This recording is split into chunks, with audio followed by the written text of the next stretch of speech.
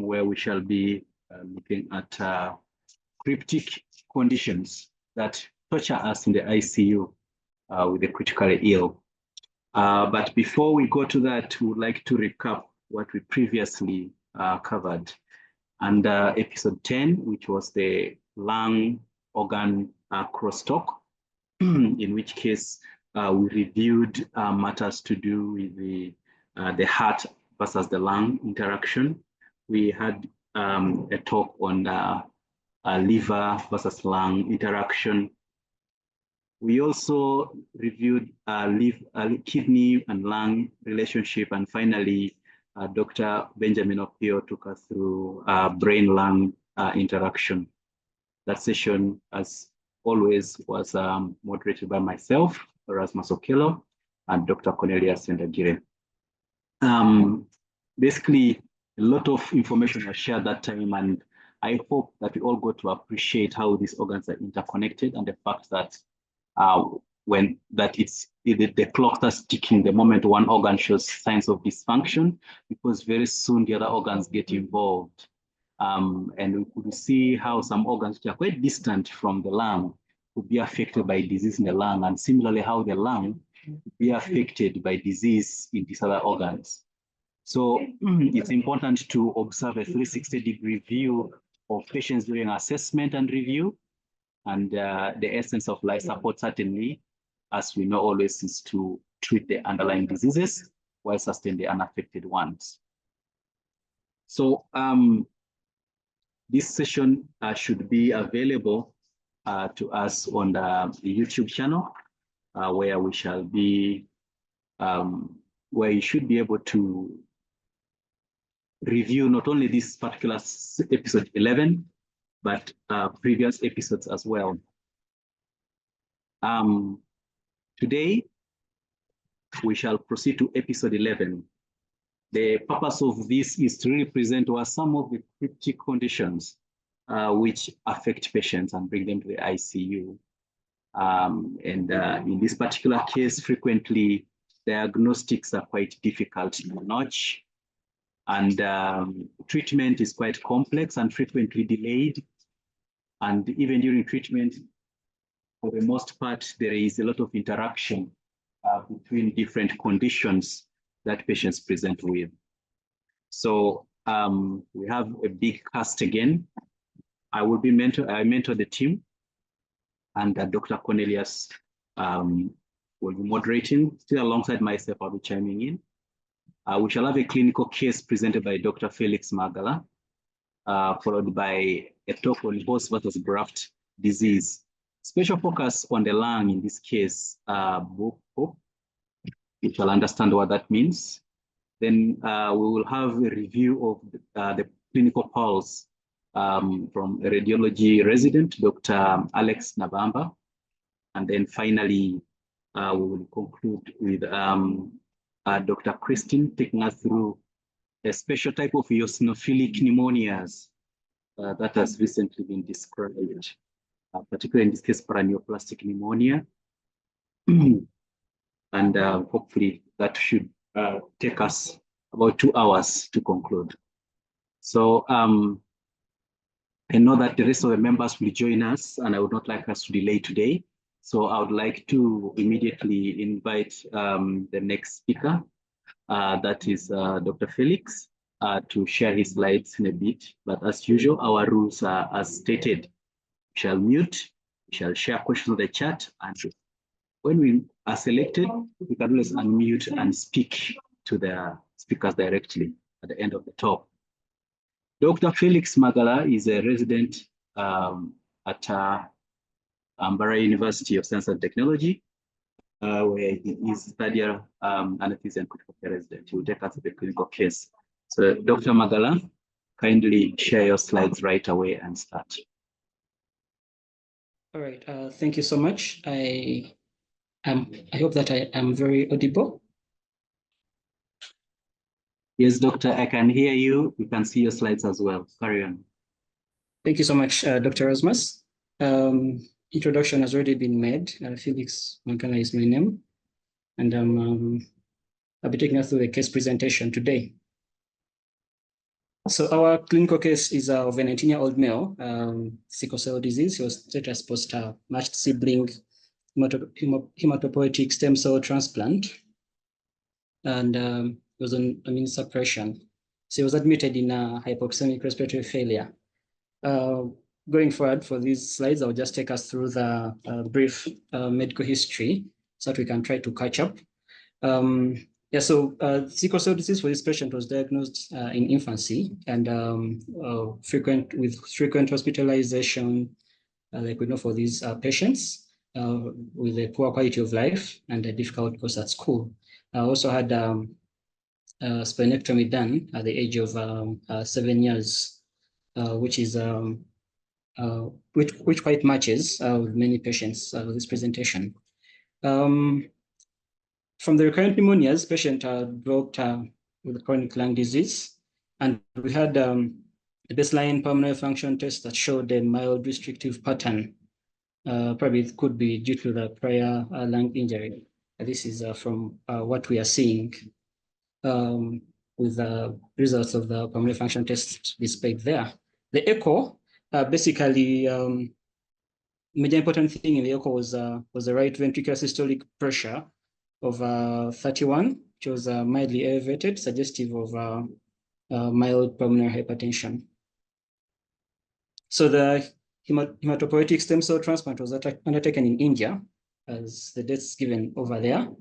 And they had, this patient had a matched a sibling with 100% engraftment, meaning that we had good initial transplant outcome. Myeloablative conditioning was done with the drugs listed there, busulfan and cyclophosphamide. And then also was initiated on graft versus host disease prophylaxis.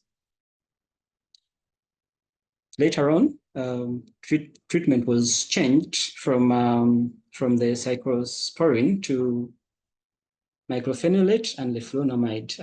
This could indicate maybe there was a bit of an acute episode of graft versus host disease. And prophylaxis also was given for the with clotrimazole and the antiviral indicated there. So for our post-transplant course, like I mentioned, there was an acute graft versus host disease that improved on prednisolone, but then also on the drugs that was changed from the previous slides. Hypertension was managed with amlodipine, and significant for these patients, recurrent OIs were also indicated, also from the different lab investigations that were done. Patient also significantly had episodes of seizures and had status epilepticus that some particular had ICU admission for intubation and mechanical ventilation, but then improved on anti-seizure medication and antiviral therapy. This patient, this course that I'm taking us through is basically the course that was that the patient underwent in India. Still post-transplant, patient had a respiratory failure with CO2 narcosis that still needed a bit of support with mechanical ventilation and a treatment that was followed through, basically the post-transplant treatment, including the immune suppressor therapy and other treatment for the anticipated OIs. So patient was discharged on mycophenolate and the other drugs as displayed over there. Post-transplant course, when the patient came back to Uganda, had UTIs with urethral stricture. That was within the second week in Uganda, and the patient underwent urethral dilatation plus ureterotomy in the third week. And postoperatively kept having on and off hematuria, and this we shall still have a look at it going forward. So patient was then admitted to TMR hospital, and the major complaints were as indicated there, cough and malaise. And taking us through the journey of history of the presenting illness, presented with a dry cough with occasional wheezes, on and off chills. There was no fever significantly, but patient had weight loss. This weight loss had been on from their course in India, but most significant, patient had no night sweats. So all this was initially treated as an upper respiratory tract infection, but patient kept on deteriorating, got dyspneic, chest pain with chest tightness, became lethargic, had poor appetite for food, lower back pain was in, hematuria, like we had mentioned already, and insomnia. But most of all the rest of the other systems were generally unremarkable. In the physical examination, patient was generally unwell, was dyspneic, like we mentioned, cachectic with a dry scaly skin. And from the vitals, we see had a tachycardia for 125, hypoxemia of 89% on room air, and was also tachypneic, respiratory rate of 25, as indicated there. And the respiratory system majorly indicated an infiltrative process with decreased air entry in the left, mid, and lower lung zones. Rest of the systems as indicated. When went to the POCUS in the cardiac POCUS, most significantly, there was mild tricuspid regurgitation, maybe due to the pulmonary hypertension. And also we look at same with the right ventricular hypertrophy, also with the same pathophysiology of the pulmonary hypertension coming through. And IVC about 26 millimeters as indicated, with a greater than 50% variability, which would indicate to inadequate right atrial filling. Lung POCUS showed a picture of probably interstitial pulmonary edema with diffuse B lines as indicated. So our major issues with this patient was respiratory failure, and which the team thought was major due to pneumonia and bit of an infectious cause. And we're looking at could it be viral, could it be bacterial, could it be fungal? TJP is very common in such patients. And then also the other differentials as indicated over there. But number one on our list was respiratory failure due to pneumonia. Patient also had hematuria, like we mentioned, thinking could be a UTI, could be because of the instrumentation, and was cachexic, like we have identified, and could be failure to thrive in such patients or critical illness myopathy. Also had insomnia and pain also coming through. In the workup that was done for this patient, significantly some degree of hepatic injury from what we see from the ALP and the GGT, and then also urine. We mentioned that the patient had a hematuric picture, which is quite indicated, and also occurring a bit of could be UTI. So this patient was admitted to the HDU on 17th, and issues at admission was still, as indicated prior, respiratory failure as number one, being the major, and this was managed with low flow oxygen, nasal cannula, chest physiotherapy as tolerated, and conservative fluid therapy to try and avoid things to do with overload. And because of the different differentials that I've already mentioned, treatment was given as indicated. And the hematuria plan was to keep patient hydrated, and then also have a urologist give an input on that. In terms of the cachexia, team tried to increase the patient's calorie intake, and also definitely because of the long period of poor appetite and not feeding, try to watch out for refeeding syndrome. So patient also got psychiatric sessions, and the rest of the things were the normal housekeeping with critical care, antacids, bowel and skin care, and the rest as indicated, and of course also continuous family conferences to try and update the family of what's going on. 2 weeks later, we need to note that this patient kept on deteriorating, as I'm going to indicate in the slides that will be coming through, but had a bit of chest pain with tightness, and the dyspnea also was increasing, so also had increasing oxygen requirements. The repeat chest CT showed improving airspace disease with a pneumothorax and a pneumomediastinum, but then patient was being cannot intention, so managed with 100% oxygen via non-rebreather mask.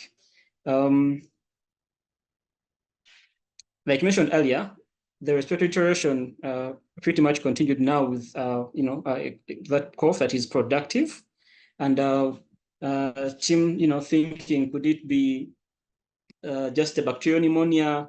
Could it be bacterial pneumonia for this patient, or could we be having an acute flare of a chronic organizing pneumonia?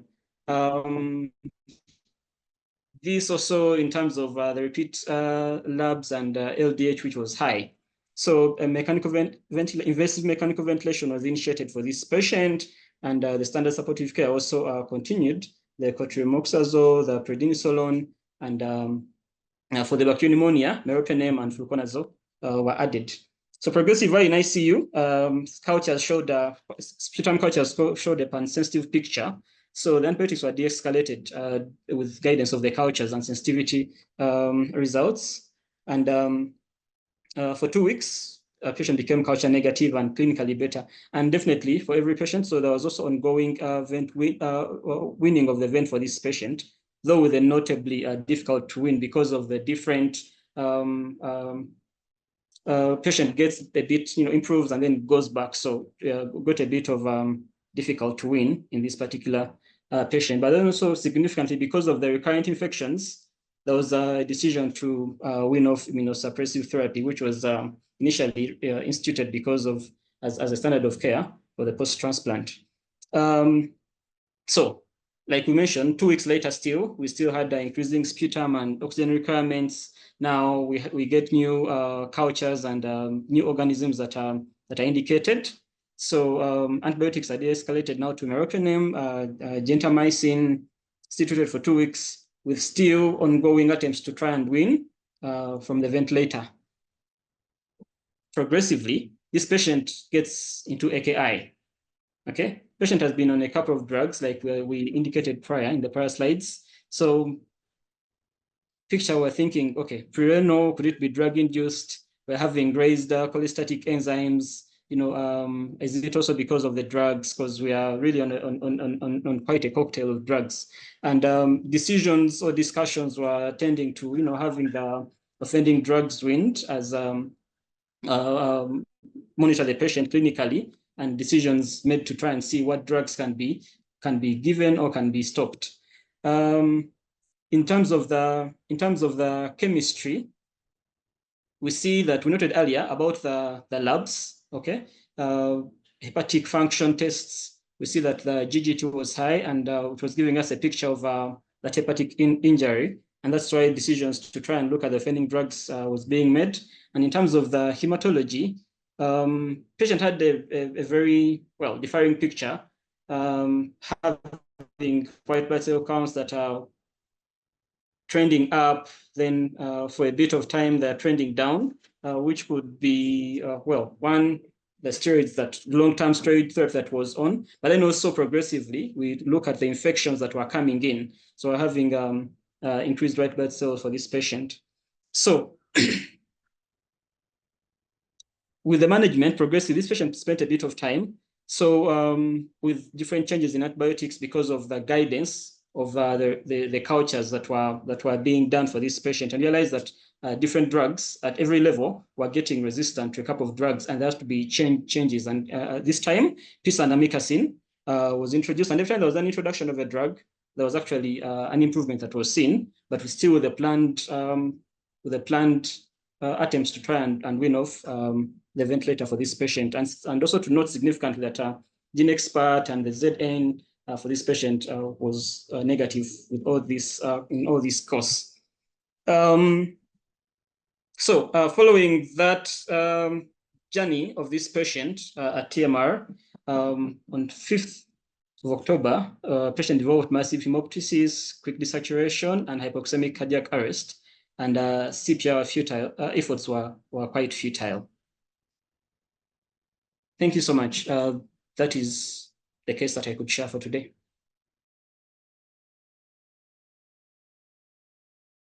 Thank you very much, Dr. Felix, for that presentation. Do we have any questions? Okay, so maybe as we keep thinking through let's put in mind the major incidents that happened to this patient.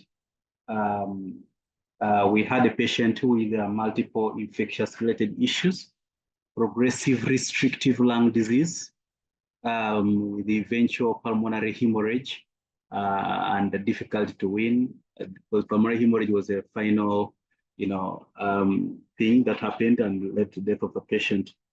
Essentially, today we are looking at what happens to patients with cryptic diseases. We will be moving on to the next talk in a moment. I don't know, Dr. Felix, in your review of this case, was there anything specific that you picked up that you wanted to share with the team, maybe as a take-home message from the case? Yes, thank you so much, Dr. Rasmus. I think in particular to this case, it brought out the fact that, yes, as the team, a critical care team, it's important for us to take note of these patients. Yes, and as much as maybe initially we were not so much exposed to transplant patients, we usually we're at the point where we have to manage the complications that happen in case there is maybe this host graft diseases for these patients. So you find that we're not, our major input is going to be at the complications. Maybe patient is in the ICU. So I think that now, with even the event that as a country, there is a move to start the discipline of transplant, I think we need to be on the lookout and we need knowledge on how we can handle these patients and mostly the complications that they come with in our care. Thank you. Excellent. Yeah, so we are no longer in the usual pneumonia, malaria, typhoid, brucella setup. Neither are we in a setting where, clients don't have a lot of knowledge about what's going on. These are very highly educated people nowadays with access to information. And the patients are becoming fairly complex as well. With complexity of therapies, we're also getting complexity of patient presentation. So important for us to kind of open up a little bit more and move with the advances in medicine, because these patients will come in and are presented in very awkward ways that we may not be able to, to piece together. We shall have a talk on host versus graft disease, specifically a talk on BOOP and COP, that is bronchiolitis obliterans pneumonia. As well as its new name, which is cryptogenic organizing pneumonia. The presenter currently is held up because he just got a medical emergency to sort out before he joins us. So before we, so in the meantime, I would like to invite Dr. Alex. Dr. Alex Navamba is R2 radiology resident at Makerere University.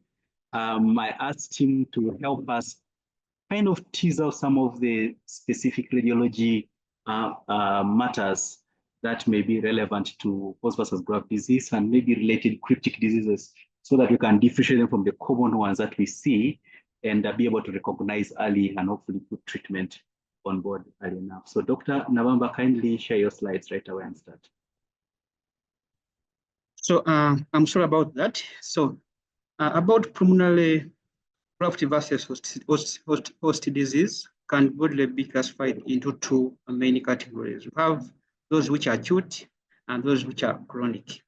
But when it comes to acute pulmonary manifestations of graft versus host disease, basically when it comes to pulmonary involvement, it is really a little bit rare compared to the chronic cases. For acute cases, the median time of onset of respiratory symptoms is always about approximately 5 months.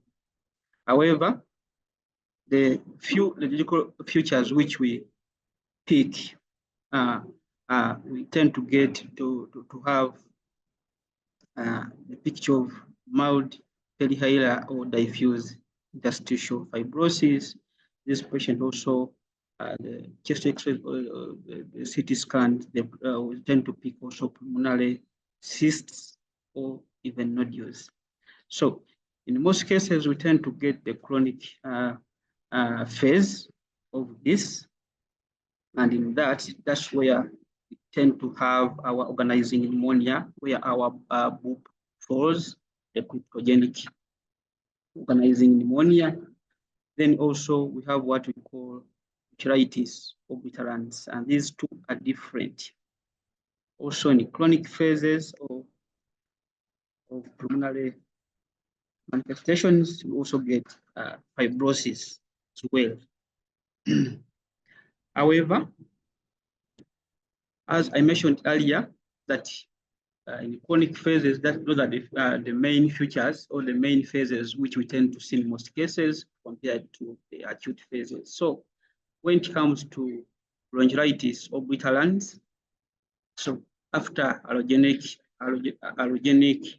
hematopoietic stem cell therapy, it's the only formally recognized manifestation of lung chronic graft versus host disease.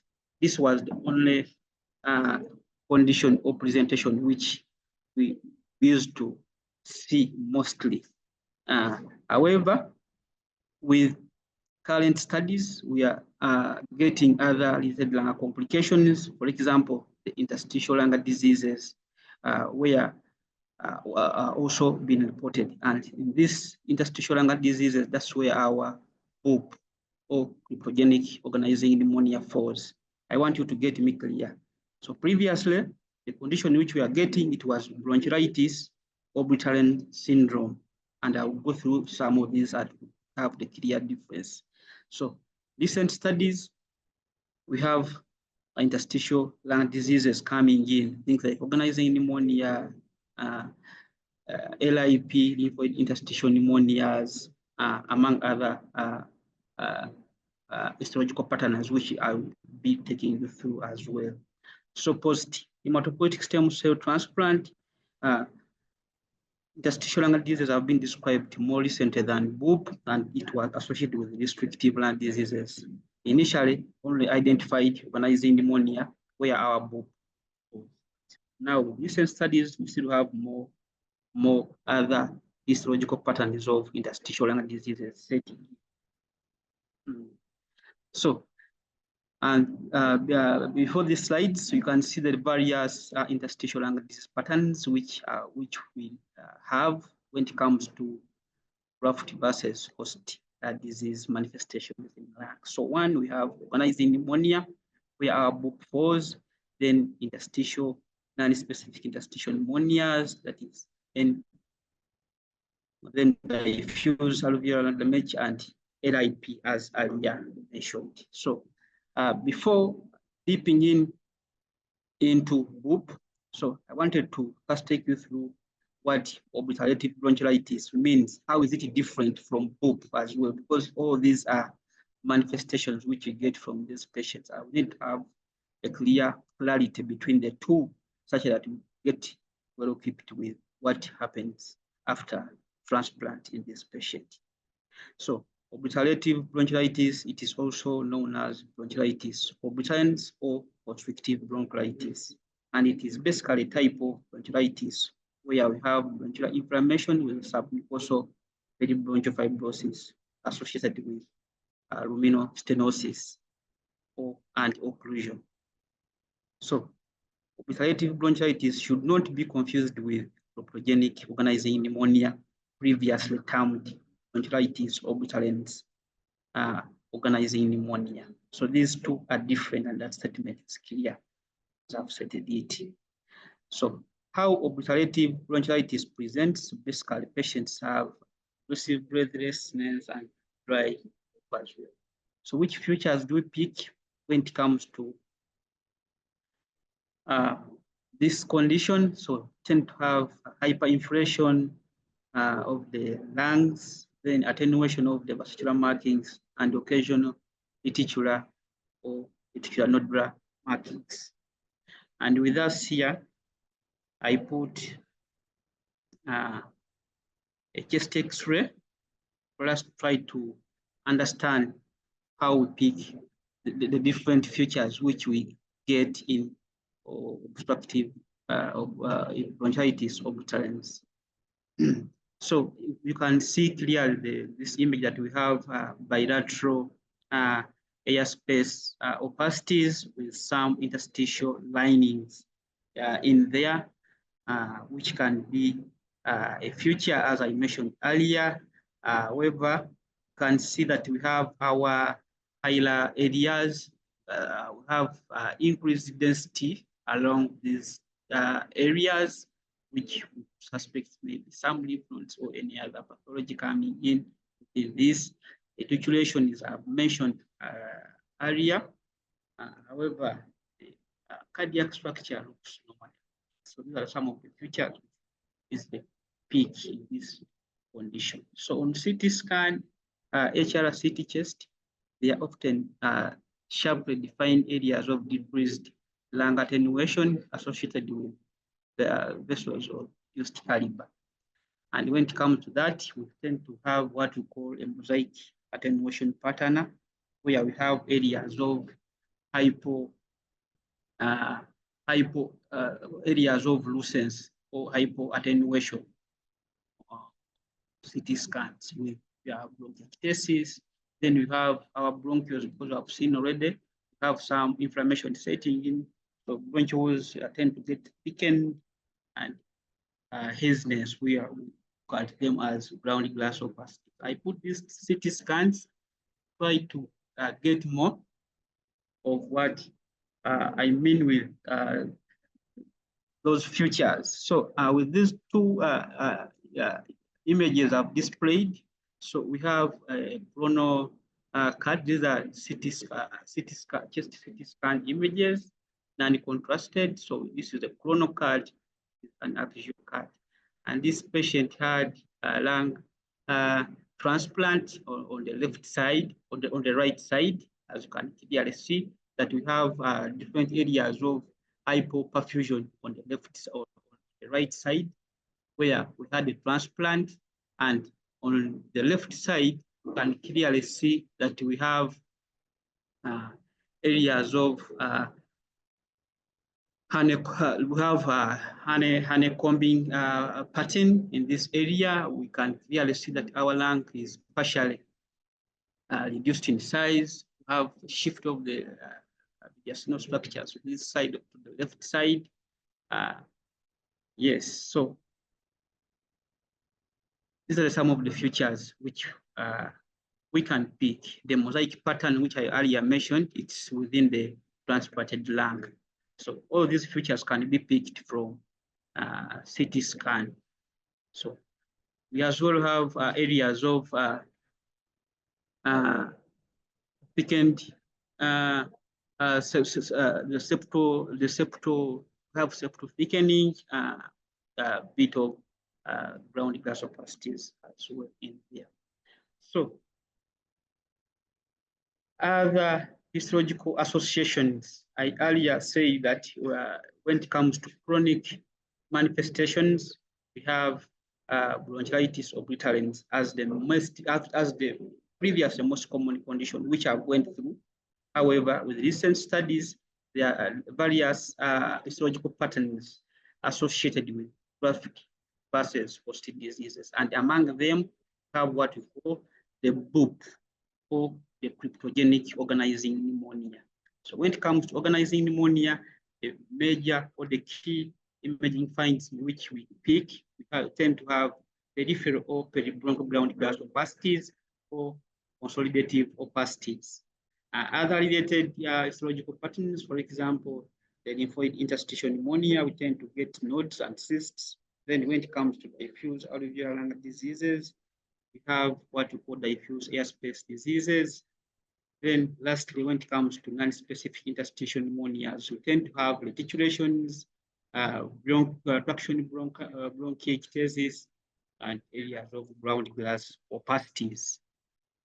So when I mention of organizing pneumonia, basically it is a clinical pathological entity that is associated with non-specific clinical findings, and pulmonary function tests results. So the underlying cause is always unknown. That's why it is classified as cryptogenic organizing pneumonia. also referred to as primary organizing pneumonia. Yes, that's the cryptogenic organizing pneumonia. We don't have a cause. So cryptogenic organizing pneumonia is a disease of unknown etiology characterized by imaging multifocal. We tend to have ground glass bursts and consolidation as earlier mentioned. So, and cryptogenic organizing pneumonia is a histological pattern of alveolar inflammation with valid etiologies. The idiopathic form of this, that's why it is called the cryptogenic. I mentioned that earlier. So this cryptogenic organizing pneumonia, it was earlier or previous termed as bronchiolitis obliterans organizing pneumonia, which was our main topic of discussion today. So what do we see on the various imaging modalities when it comes to BOOP? So firstly, on a plain radiograph, so we tend to have consolidations, which can either be unilateral or bilateral patchy areas, and they're often migratory, can affect all lung zones. They don't have any zonal preference, and they can affect all areas of the lung. However, they are usually peripheral, subpleural, or bronchobascular. We also tend to get, besides consolidation, we tend also to have nodules as well in this case. So this is an image before us. It's PA, chest radiograph. So we can see that we have bilateral ill-defined nodular opacities. These are nodules everywhere. So in the upper left, upper lobe mostly, but still we can pick them in even the right side of them. So these several nodules have apparent central lucence, which are suspicious of whether we have cavities within these nodules. So you can clearly see that we have a bit of reduction in lung volume, especially on the right side. Part of the lung is a bit partially reduced. However, the costophrenic angles can be clearly outlined, and the cardiophrenic angles. The cardiac silhouette is okay, trachea is central. So just apart from the consolidations and the nodules, things were okay in this image. So when it comes to CT, the most common findings which we get when it comes to BOOP or the cryptogenic organizing pneumonia, we have patchy consolidations, which are predominantly subpleural or peribronchial distribution. This small or ill-defined peribronchial or bronchial nodules, large nodules or masses. We tend to have a bronchial thickening, round glass opacities, or present paving. And we tend to have what we call a vast Hall sign or atoll sign, where we have this basically means we have a lesion with central lucence, then surrounded by a peripheral rim of hyper density. I will show that when it comes to the imaging. So this is what I was talking about. So this is what we call the Hall sign. We have central lucence around this area, then a peripheral rim of increased opacity, peripheral opacity around that area. So in this, you can clearly see that we have a bit of consolidations and some hazy ground opacities within both lungs. So these are some of the features you can pick on chest CT scan. Yes, that's what I was about, the cryptogenic organizing pneumonia. Now, the other feature which we saw, which manifests in chronic stages, was the pulmonary fibrosis. It is also another common finding when it comes to pulmonary manifestations, and it's a preferred term for permanent replacement of the lung parenchyma by connective tissue, and it is typically associated with functional impairment. So basically on CT scan, what do we see? So we tend to have regular interlobular septal thickening, irregular pleural thickening, then lenticular opacities, and this can later progress to traction bronchiectasis, bronchiolitis, bronchostasis, honeycombing, and complete destruction of the lung architecture in the later stages. So I've put a CT scan here. It is a non-contrasted axial CT scan, just a CT scan at the level of the cardiac ventricle. And this was basically to explain. Okay, so to throw more light on the what happens in cases of fibrosis. So the other form, the non-specific interstitial pneumonia, is also another form of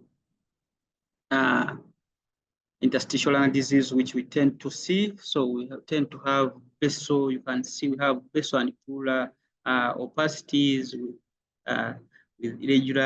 irregular bronchial thickening within both sides of the lungs. So as well have what we call the interface sign. The interface sign, when you look at the peripherals of both of these lungs, the right and left side, we have irregularities.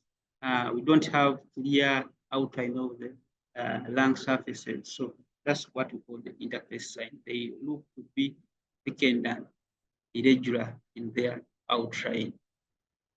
So when it comes to other manifestations, I earlier mentioned about the honeycombing, which we tend to have still in late stages of pulmonary fibrosis.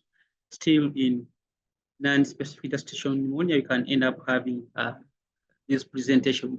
They cut across most of these presentations. So with this, we have a chest X-ray with us here. Then also chest CT scan. This is axial part of chest CT scan at the level of the arch, around the cardiac arch.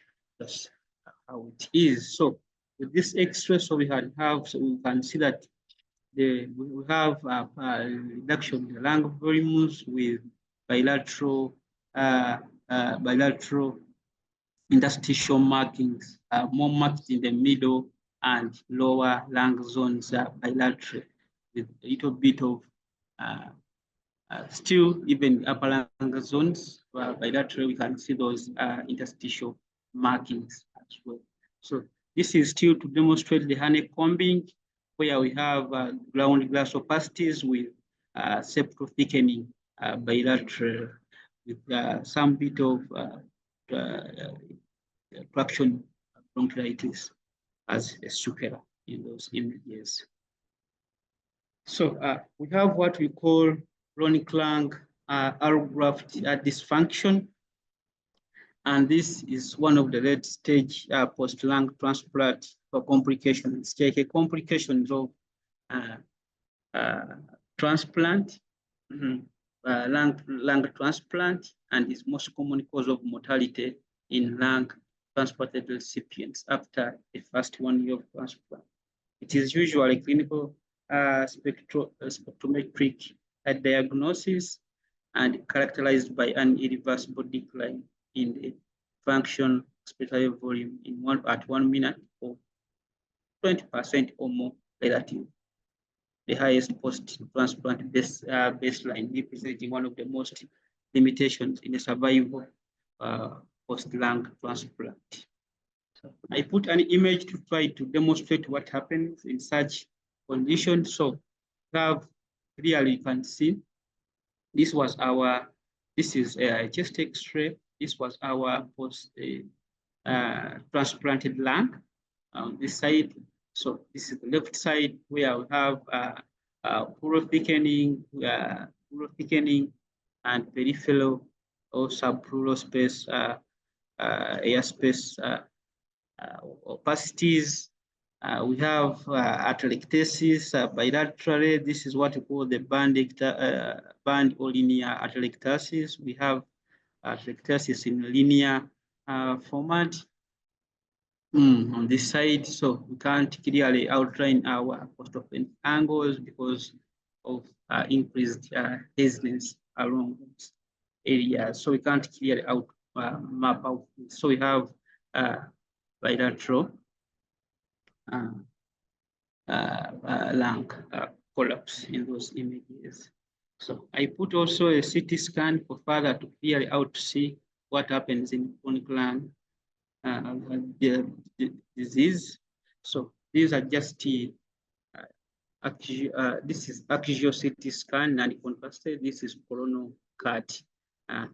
You can clearly see. So we have the left side of the lung. You can clearly see we have reduction in lung volume with diffuse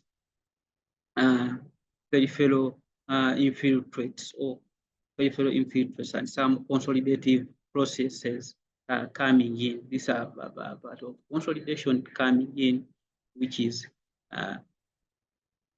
those lung regions. So, however, we don't have any effusion or mediastinal structures unremarked in those cases. And those were my references. Yeah, thank you so much for listening. Thank you very much, Dr. Alex. Clearly, without clear background information, these things look fairly non-specific in some of the imagery. I don't know, how do you guys handle all this academic overload in teasing out what's likely in the patients?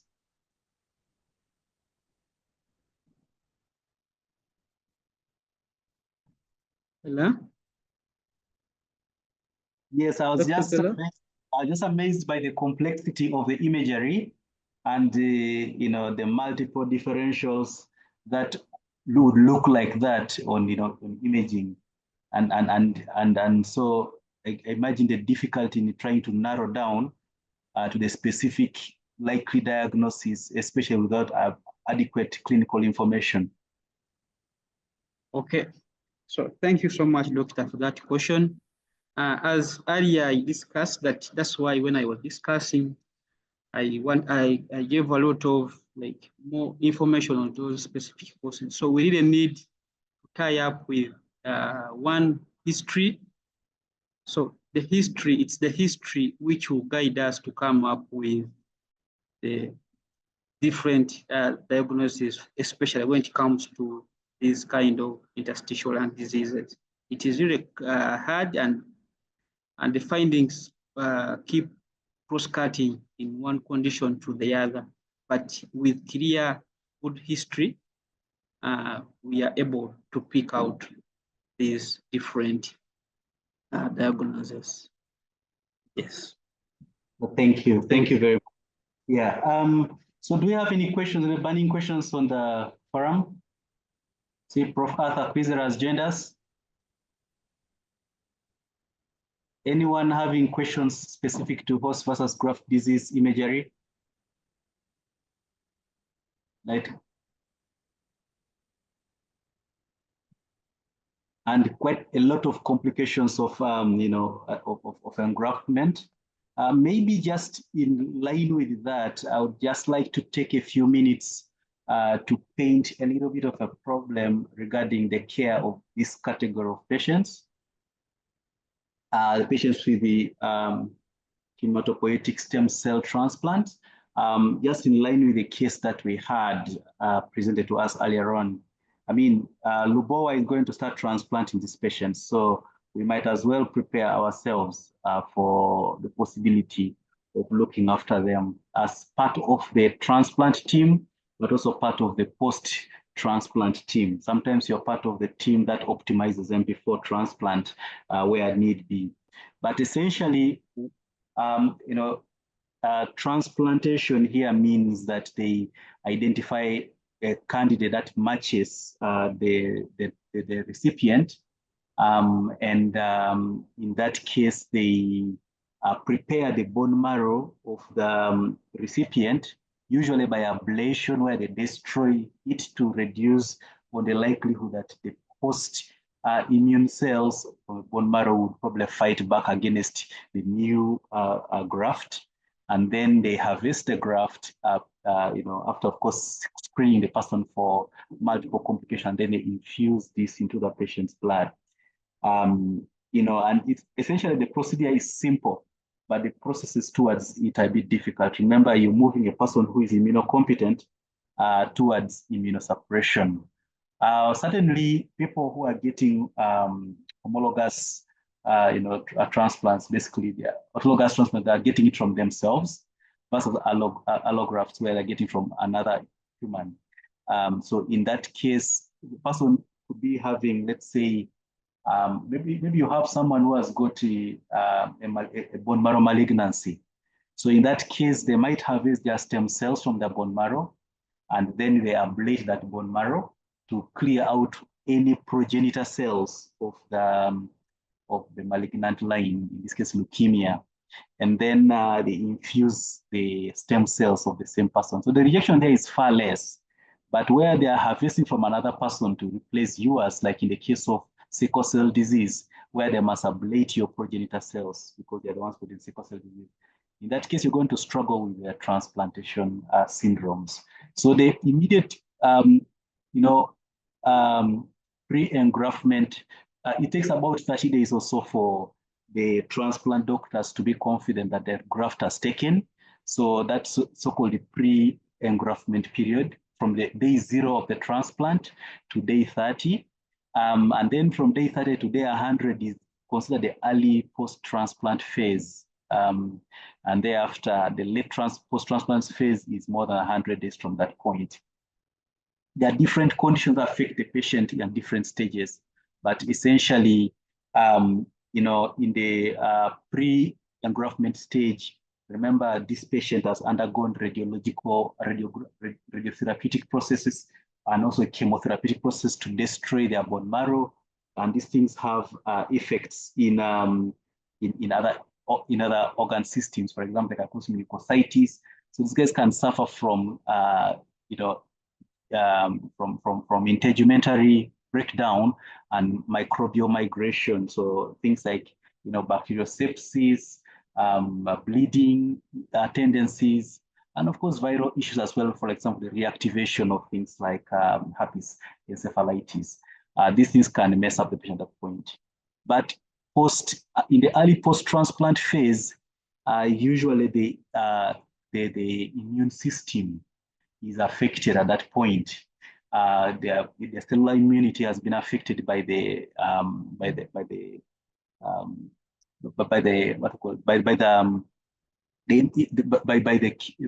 chemotherapeutic agents that are being used not only to prepare the bone marrow but also to suppress the immunity to prevent rejection.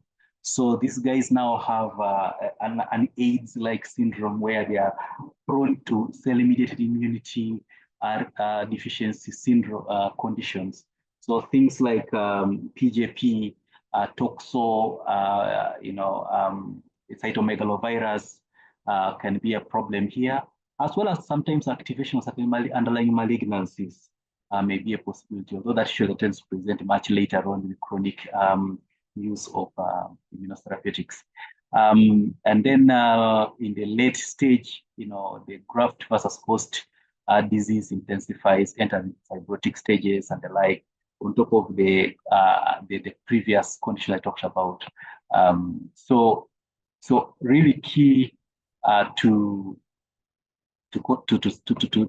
consider those.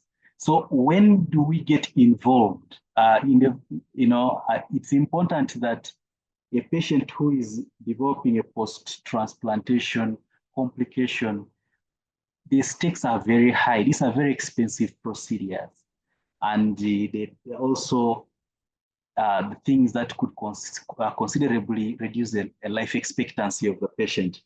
So you really want to establish if the patient would benefit from an ICU admission. So certainly review the patient's history, especially hematological history, and patient's preferences, where there exist values and the under advanced directives. You want to review any identified diagnoses, as well as any organ dysfunctions that might exist and affect the prognosis of the patient. In an early admission, especially where the single organ involvement is really key, because there you have a chance to turn things around. And then when we don't know, usually you want to admit the patient ICU. If you don't know what the prognosis looks like, you don't know what conditions are going on, it's important to give the patient a benefit of doubt and administer critical care to them. Could be more of a clinical trial, really. It could be diagnostic trial to establish what's going on, and also an observational trial to establish the exact direction of disease process. Patients who are bed-bound, in other words, they are already, their functional status is significantly reduced, maybe they have come into the ICU due to multi-organ failure, uncontrollable graft-versus-host disease, in like the pictures that Dr. Navamba just showed us, which show extreme fibrosis, extreme destruction of the lung architecture. These guys may not benefit from any intervention in the ICU.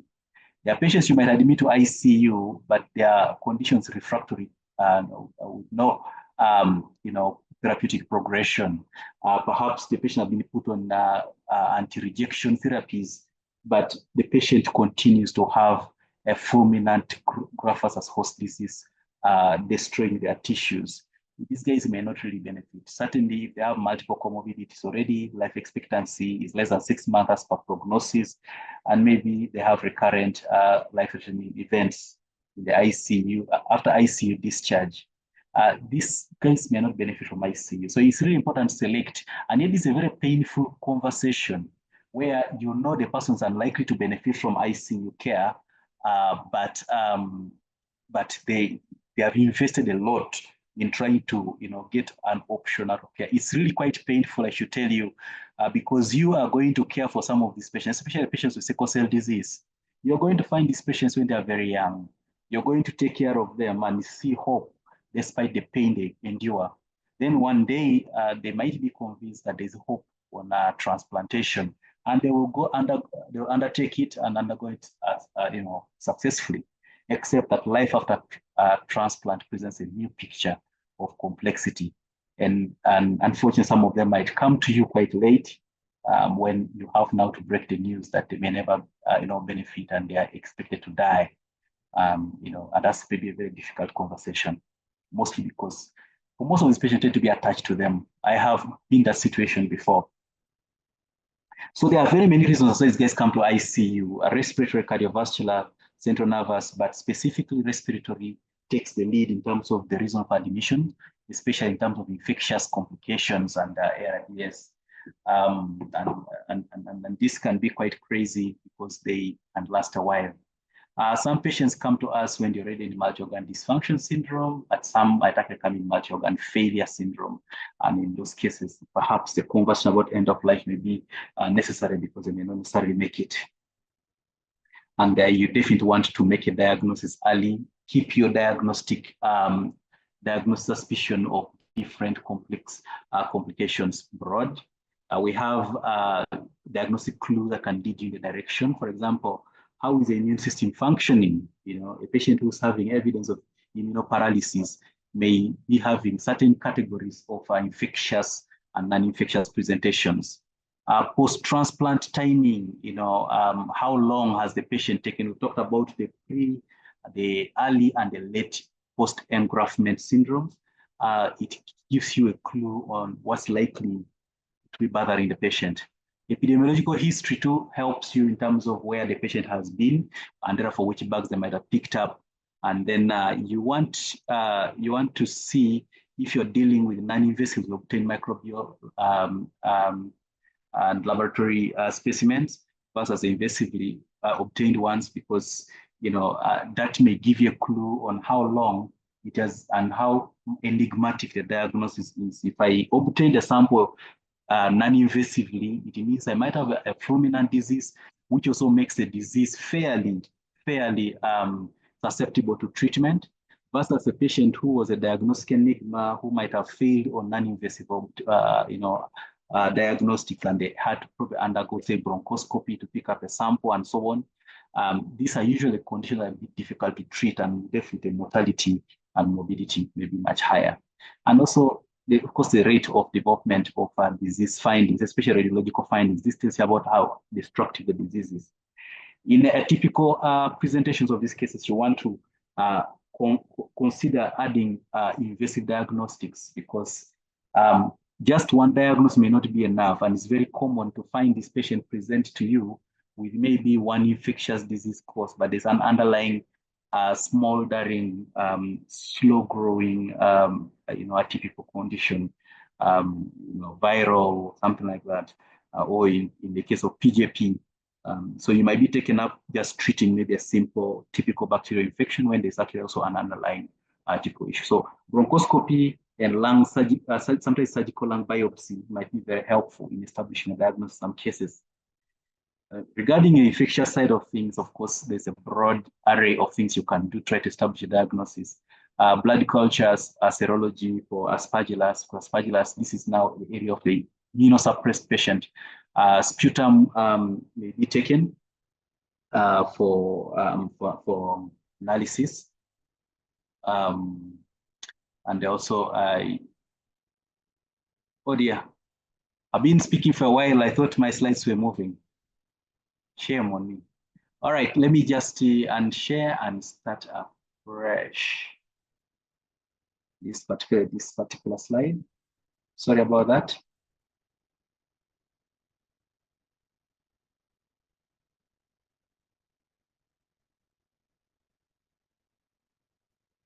Apologies.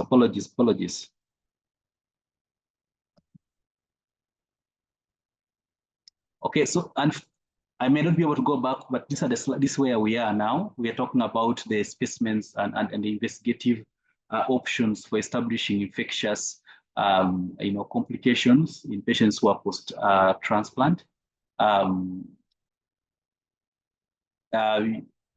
We also need to broaden looking at atypical bugs like Legionella. You probably want to look for CMV, take off a nasopharyngeal, aspirate, and sometimes you have to perform an echo because they can develop endocarditis, which may be growing slowly as well. For bronchoscopy, it helps to give a conclusive diagnosis result about 33.7% of patients, and but also the procedure itself being invasive means the risk of clinical duration is quite high, almost 50%. And that is what keeps people thinking more about staying non-invasive and hoping to induce. But we have understood also that these patients tend to be atypical in their presentation, and it may be difficult to get the real diagnosis just non-invasively. But still, nonetheless, most people stick with the non-invasive approaches rather than going for bronchoscopy because of the risks that are associated with it. These patients then will need a lot of support, a lot of treatment, and that this involves supporting the multiple systems. We're not discussing hematology today, so I'm not going to dwell so much on what you need to do here, but you definitely want to keep a 360-degree view of the patients. And in this case, hematological care to make sure that they are not bleeding, and also providing platelet transfusion where necessary if they are bleeding. And always try to, these are post-transplant people. You want to make sure they're getting irradiated blood products. You want to make sure that they have been screened for the infectious diseases that, some of which we don't regularly screen for. JCRC helps us sometimes with blood irradiation. So if you have a patient, for example, with sickle cell disease, there's been this, because now there's availability of this possibility of stem cell transplants. It is advisable that when you're going to transfuse these patients, you consider using leukoreduced irradiated cells, where you send the specimens, the blood the packs, the pints of blood to JCRC. At a small cost, they're able to irradiate that blood and it'll be much safer for transplantation. And this also helps to reduce the risk. So for transfusion, that reduces the risk of possible host vessel graft disease when you transplant a patient in the future.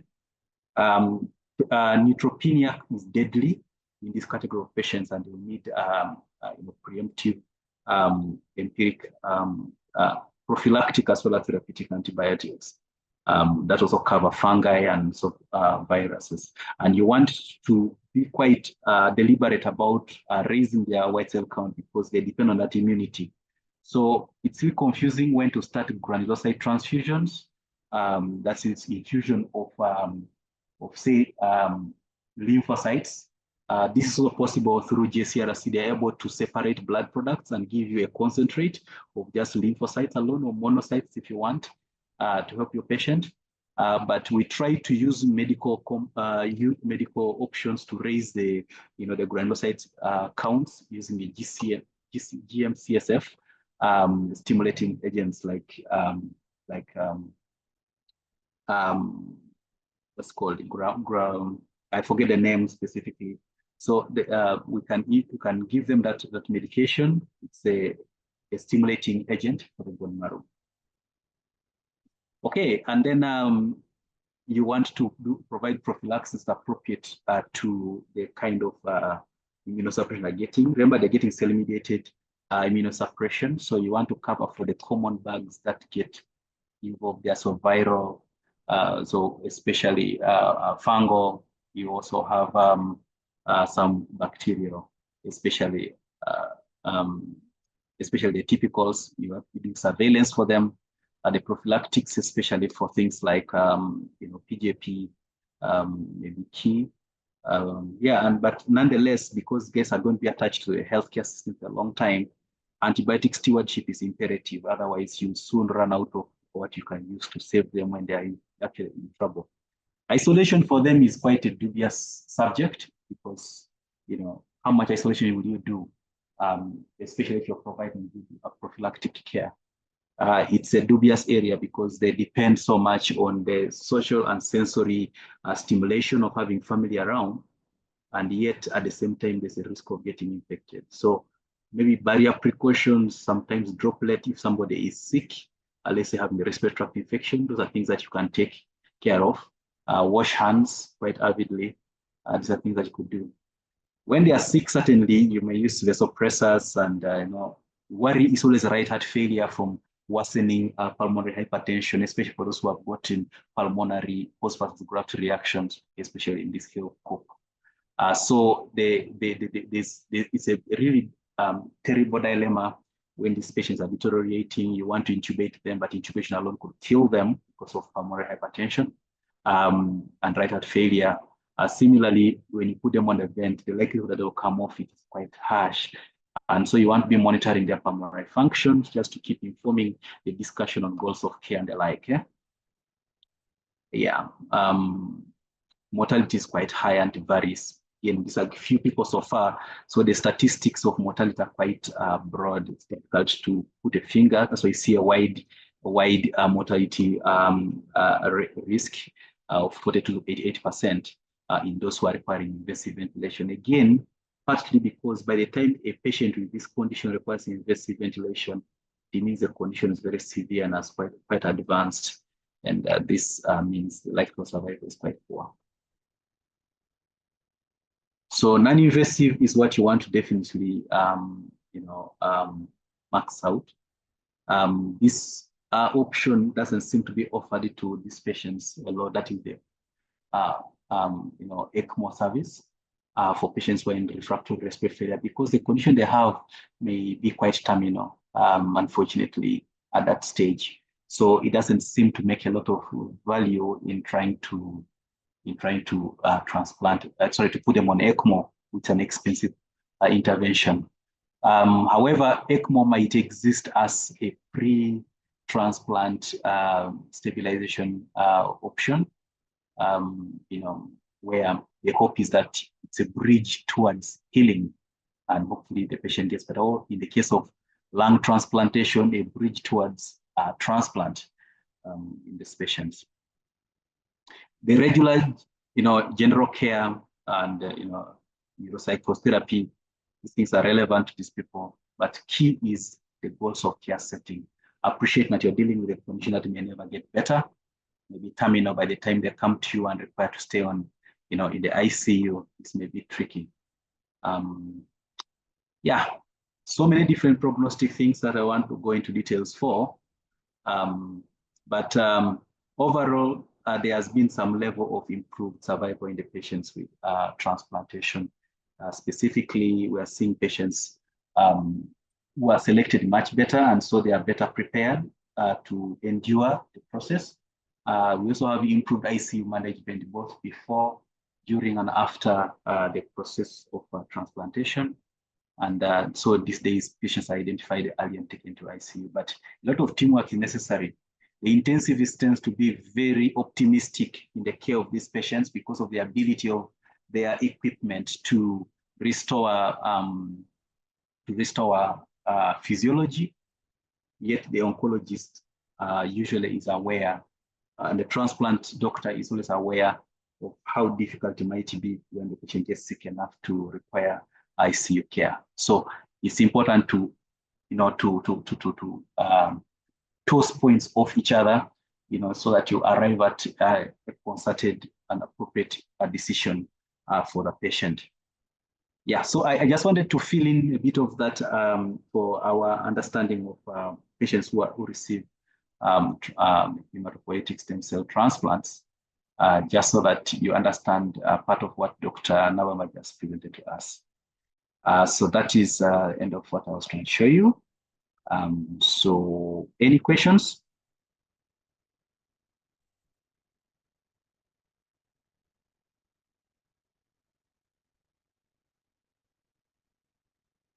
Okay.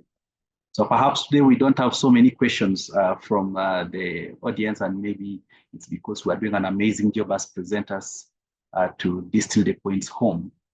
And this will be all you need. For the final talk of this evening, I'd like to invite Dr. Christine Namata, who is an anesthesiologist and intensivist, one of our exports to Canada. She is going to take us through a special type of pulmonary eosinophilia, another diagnostic enigma, and with quite a diverse presentation in the ICU, especially in the setting of diagnostics. We shall be receiving some of these patients in the ICU. So over to you, Dr. Namata. Kindly share your slides and start right away.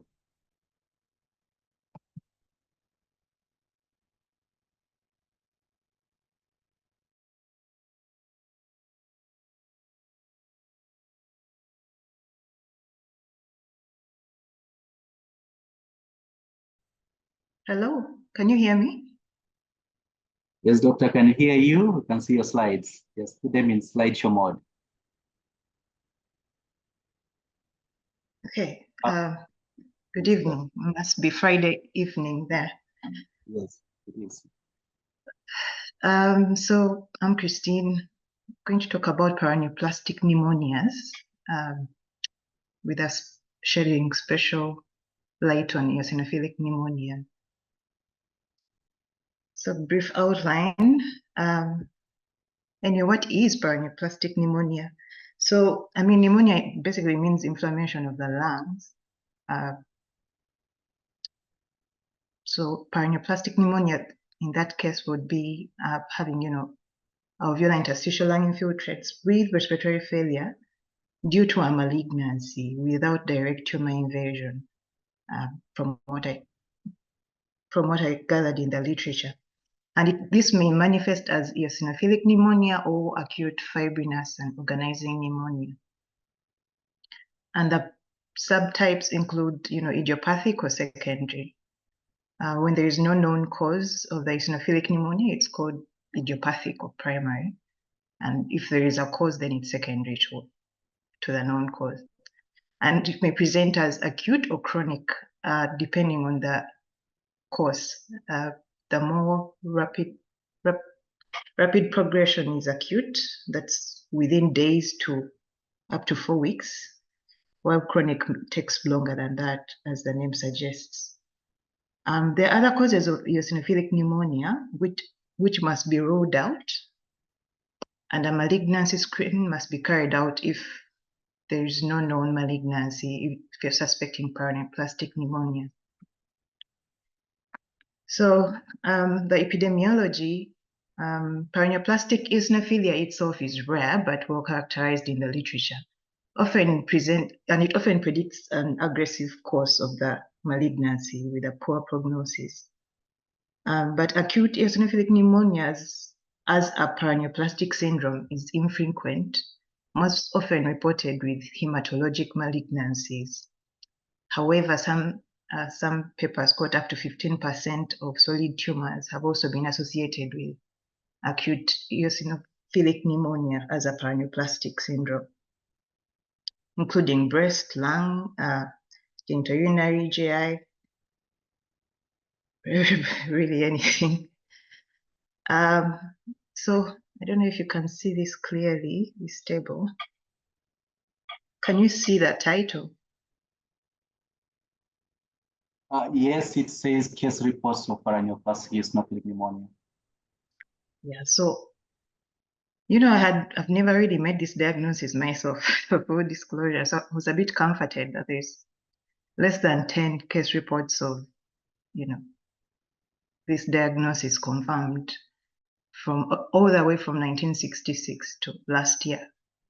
And you can see the age of the presentation varies with age, various tumors, as we've mentioned, lung cancer common, but also like a seminoma, most recently angiosarcomas and so on. And at the time of presentation, where these patients present with respiratory failure, most of them do not have a known diagnosis of malignancy. So it may be the presenting feature. And typically this includes, you know, dyspnea, dry cough, fevers most commonly. And majority will have a leukocytosis, but peripheral eosinophilia may or may not be present. In fact, majority at presentation often have normal eosinophil counts or borderline high, and then as you work them up and treat them, the eosinophil counts start to rise. One major feature for diagnosis is bronchoalveolar lavage fluid, which must be analyzed, and the diagnostic cutoff for eosinophil counts in that fluid is above 25%. Though if someone was on a steroid course, as most often will happen lately since we treat even severe, you know, community-acquired pneumonias with steroids, if the bronchoscopy is done later on in the course, the cutoff may not meet the cutoff. So we require a high index of suspicion to make the diagnosis. And then, so what is the pathophysiology of paraneoplastic eosinophilic pneumonia? So in the, I mean, there's the pathophysiology of eosinophilic pneumonia itself. But for paraneoplastic, in the particular paraneoplastic eosinophilic pneumonia, there is excessive stimulation of the bone marrow by cytokines or hormones secreted by tumor cells. Especially interleukin-5, it's very pivotal in differentiation, maturation, and migration of eosinophils, but also interleukin-3 and granulocyte macrophage colony stimulating factor. The other proposed mechanism is early lung mets or local eosinophilic proliferation within the lungs, with a result of prominent infiltration of eosinophils in alveoli and lung interstitium, along with other inflammatory cells, but predominantly eosinophils. But particularly the lung architecture is preserved in eosinophilic pneumonias.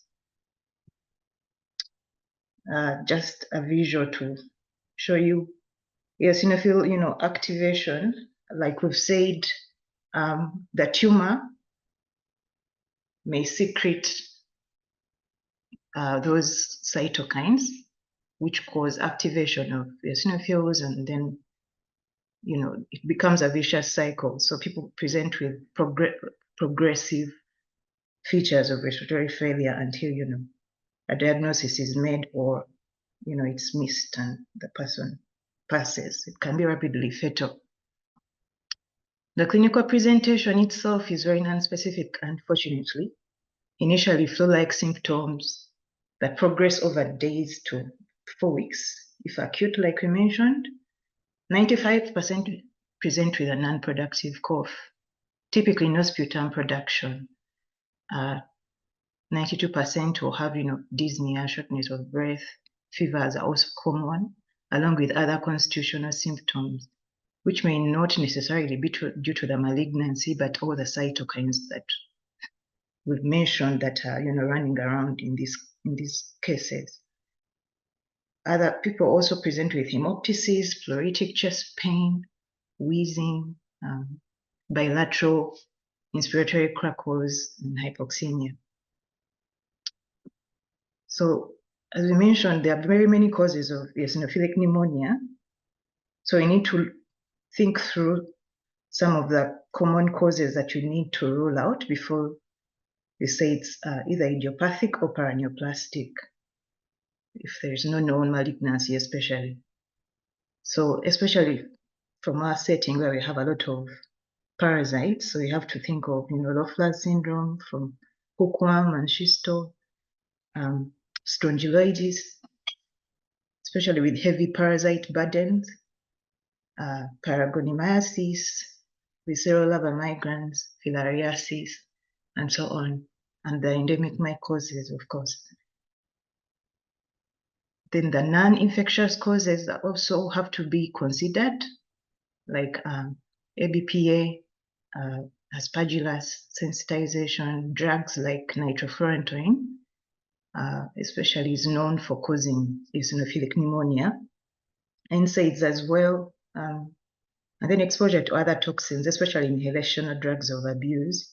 We see that more commonly here for smoking, crystal meth, idiopathic, and then there is the idiopathic stuff, which are also in a way diagnosis of exclusion.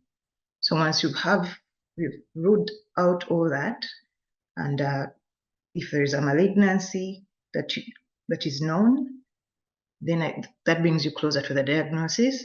But if there is no malignancy, you should still screen for it to make sure it is not a paraneoplastic pneumonia.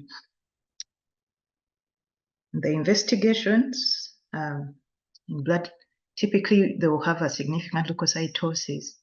Like we mentioned, eosinophilia may or may not be present. They will also have a raised CRP, and then bronchoalveolar lavage.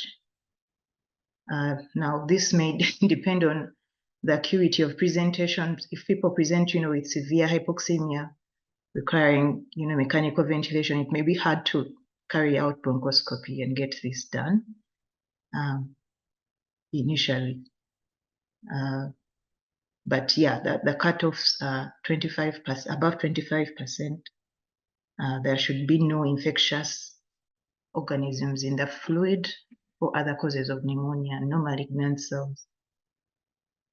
Chest X-ray, which typically show bilateral heterogeneous infiltrates, where the high-res CT will show diffuse, bilateral reticulopacities and granulus opacities with interlobular septal thickening, also very common. Patchy consolidations, some, maybe up to half, will have bilateral pleural effusions. That fluid can be useful also for diagnosis. You can send it for analysis. Typically, it's exudative with more than 10% eosinophils. Lung biopsy is not necessary. It's not really necessary for diagnosis, but if done, will show, eosinophilic infiltrates with Charcot-Leyden crystals from, eosinophil granules, and then features of diffuse alveolar damage So this is a CT of a patient with acute eosinophilic pneumonia. It was paraneoplastic. And you can see ground glass, bit of subpleural there, bit of micronodular opacities, septal thickening. There's my cursor. Bit of septal thickening as well. More ground glass there and patchy consolidations basically. The distribution varies. Sometimes it's upper lobe predominant, but typically bilateral diffuse. And sometimes it's lower lobe predominant. So that's very variable. And the chest X-ray will also show reticular diffuse heterogeneous opacities basically. So basically it would just looks like a pneumonia. Any pneumonia could look like that. So you really need a high degree of suspicion and to investigate to confirm. And how is it treated? If the presentation is severe, it could be rapidly fatal. So early diagnosis and treatment are essential. For the pneumonia itself, high-dose steroids are what's commonly used, up to 500 milligrams of IV methylpred if they present in severe ARDS. And once, the good thing is they're very dramatically responsive to steroids. Within 12 to 48 hours, most times, symptoms will have significantly improved, allowing you to taper down to like oral prednisone of 40 to 60 milligrams a day. And most of the literature says by 2 weeks, people are, might have improved considerably, and you either start to taper off or even just taper it sooner, before the 2 weeks, let's say. So supportive care is needed, oxygen, mechanical ventilation, ground position as needed, basically. And then, of course, treat the underlying malignancy because that's the trigger. So that's pretty much all I have for paraneoplastic eosinophilic pneumonia. Questions and comments are welcome. Thank you very much. Quite difficult to wrap our head around for sure because of how non-specific it is. I hope somebody here can at least lay claim to have ever made such a diagnosis. But I think it's just one of the things to think about when you're dealing with an undifferentiated patient in whom, the diagnosis and the clinical response to many things is still evasive.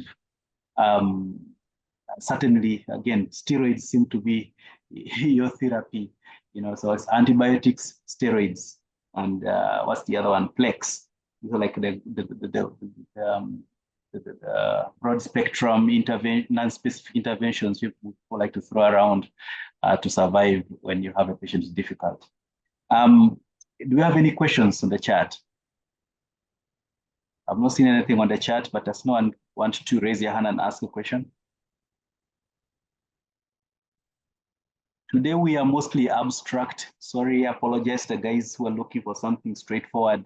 And this is how horrible it will be when you have a patient whose diagnosis not fitting the common picture. It is going to be things that are invasive to you and difficult to wrap your head around until maybe you suspect them. And because most times you figure the diagnosis out late, or if you're lucky, that is, you might witness the patient die, or maybe a pathologist may give you a post-mortem diagnosis.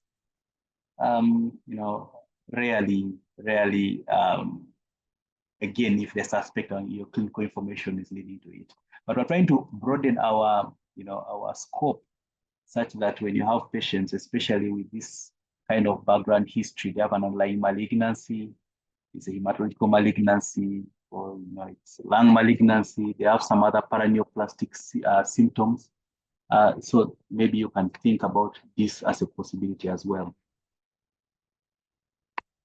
Dr. Namata, perhaps, did you find that in people with paraneoplastic eosinophilic pneumonia that they would probably present with other, paraneoplastic syndromes, maybe to give a clue?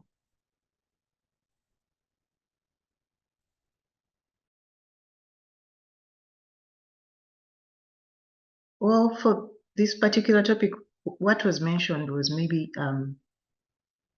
paraneoplastic eosinophilia, which is also said to be rare, and a mark of disseminated disease usually if someone presents with paraneoplastic eosinophilia, like the counts are usually crazy high. But other than that, not particularly. Right. I have, thank you. I have Prof. Arthur Kwizera on the chat. Sorry, man, I'm going to just have to rope you in briefly. Dr. Arthur's, he had some sandwich subspecialist training in interventional pulmonology, and definitely a lot of bronchoscopies and the like. I would like to just ask if in the regular practice of bronchoscopy, how you treat maybe a specimen such that they are available for further diagnostics in case the regular diagnosis don't come through. Is this like a regular practice, or you'd have to go back and bronch a patient if the differential is not coming through?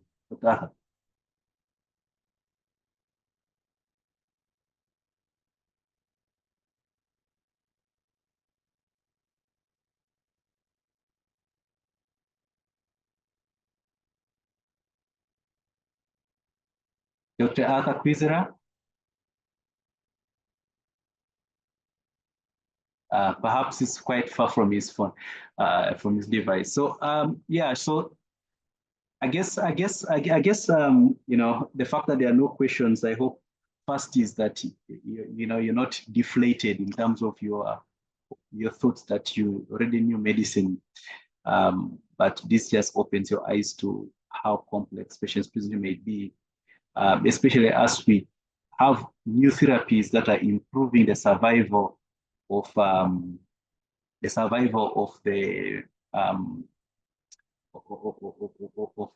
of cancer and transplant patients. So this is really this has been the gist of today, in trying to take in some of the cryptic bad pulmonary conditions.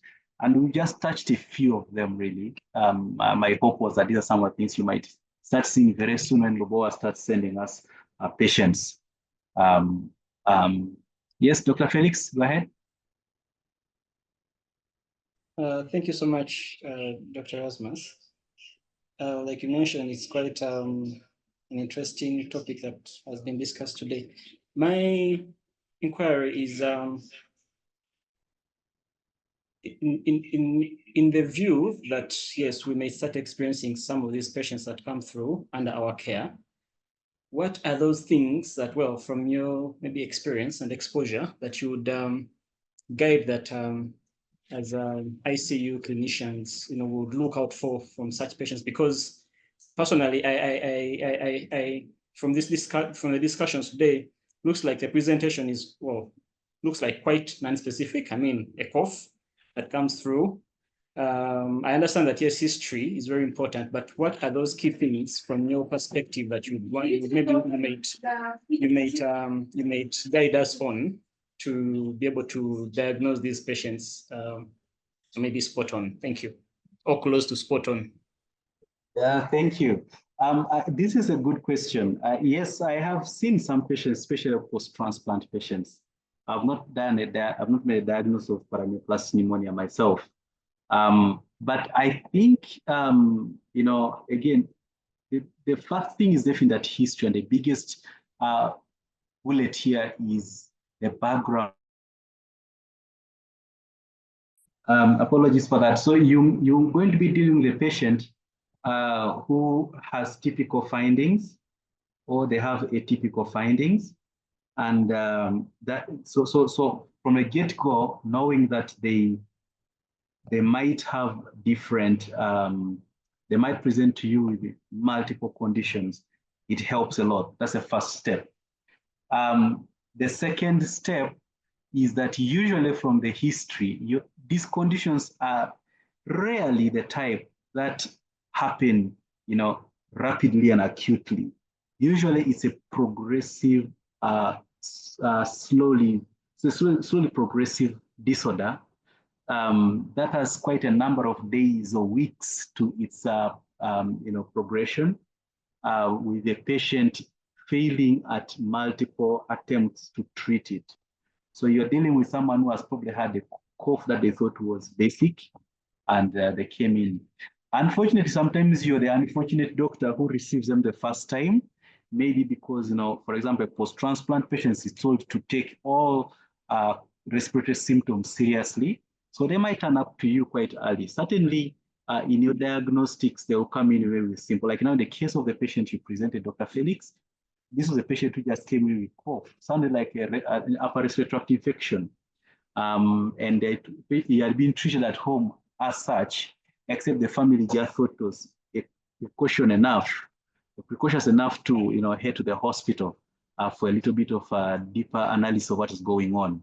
So when they came in, shortly after the patient progressed requiring oxygen, soon enough the dyspnea was getting worse. And we would have this spin-off infectious diagnosis where we're picking up things like Pseudomonas, we're picking up new infection here and there, and you treat, and for sure the patient gets better, but the background disease continues to progress. So it is key to investigate these guys a bit more thoroughly from the beginning.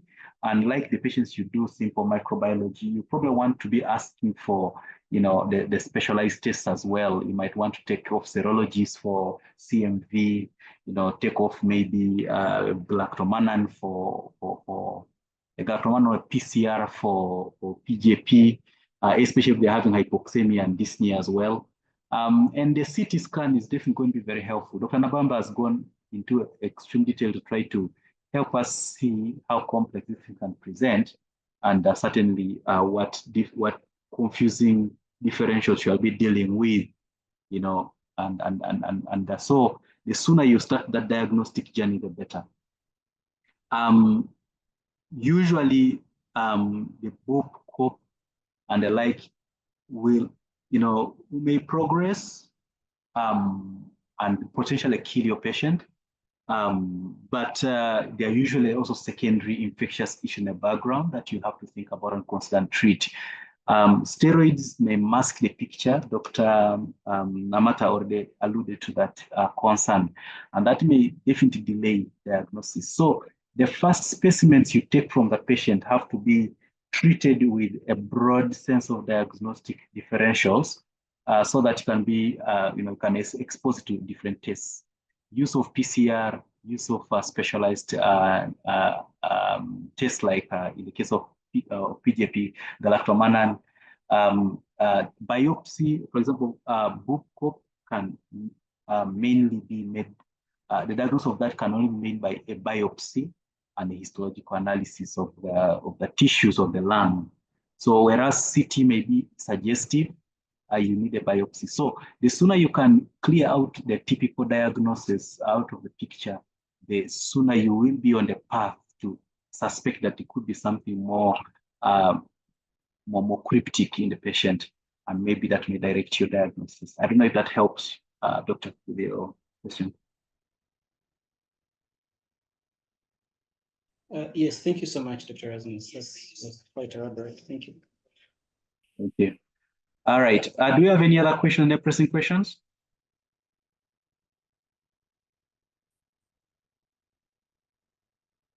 All right. So this has been good, and I think for the first time in a while we are going to stop right on time. We've been covering cryptic badness under Pulmonary Madness, episode 11, and we've gone through quite a bit with a number of presenters today trying to educate us on this. If you want to access the case, Dr. Felix and the AAU through the website should be able to avail that to you. The YouTube channel will definitely be replaying the recording of this. And hopefully you can do a little bit more reading in terms of in preparation, but based on my experience, nothing prepares so much for the complexity of these things. You just have to be suspicious enough and keep re-educating yourself. Key things today are that these conditions are great mimics with endless presentation that resemble what we know already. And they are only diagnosable if you suspect the possibility that they are the ones causing your patient to be sick. If you do not suspect them, unfortunately, you'll only find out either in postmortem or when it's no longer treatable. Thankfully, of course, steroids help with everything. And the fact that steroids made their way to the treatment guidelines for community-acquired pneumonia, as well as hospital-acquired pneumonia, sepsis, and the like, kind of gives us this one bullet that fixes everything currently. And so maintain that can give you hope but establishing diagnosis helps because there's no end to it. Usually you want to adjust the chemotherapeutics that are helping to suppress the immunity and suppress the post-pathogen graft disease, the case of Boko. Unfortunately, you have to also appreciate that the morbidity and mortality is quite grave and need to have those conversations held quite early. These patients tend to stay in the hospital for a long time, and even when they go home, the likelihood of bouncing back is quite high. So you want to address all that in the conversation with them, and particularly if possible, be involved in the pre-transplant planning so that the family is aware that they're entering a possible journey of long and recurrent hospitalizations. And that may inform them on the decision they're taking, but also prepare them ahead of time. That has been Pulmonary Madness, covering the cryptic